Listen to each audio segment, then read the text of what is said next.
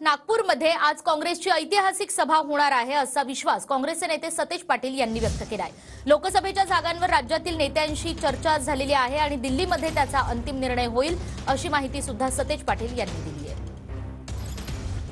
अधिवेशन नागपुराचा स्थापना दिवसाचा आज होत आहे। जुनी परंपरा या अधिवेशनाची आहे। 1920 नंतर अधिवेशन या ठिकाणी होत आहे। कसं एकंदरीत अधिवेशनाकडे बघा?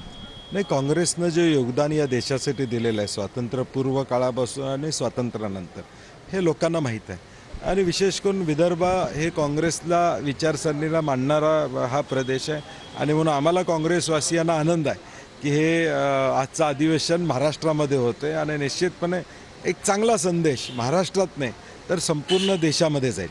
नाही, मला वाटतं आम्ही काँग्रेस पक्ष म्हणून 5-6 वेळा महाराष्ट्रामध्ये बसलेलो आहोत। प्राथमिक चर्चा आमच्या झालेल्या आहेत की कुठल्या जागा आपल्याला घेतल्या पाहिजेत, कुठल्या जागा सोडल्या पाहिजेत, उमेदवार असणं अपेक्षित आहे, या सगळ्या गोष्टीची चर्चा प्राथमिक झालेली आहे आणि मला वाटते आता दिल्लीत आमचे वरिष्ठ नेते चर्चा करतील आणि त्या संदर्भात पुन्हा महाराष्ट्रात येऊन निर्णय होईल। बच्चू कडू आणि शरद पवारांची काल भेट जी आहे ती झालेली आहे। बच्चू कडू आगामी काळात महाविकास आघाडीचा भाग असतो? नाही, आज त्याच्यावर बोलता येणार नाही कारण की आज अजून ह्या संदर्भातली कुठलीही चर्चा झालेली नाही। चित्र होते काँग्रेस नेते सतेज पाटील, कॅमेरामॅन साई कायरवारसह विवेक गावंडे, TV9 मराठी, नागपूर।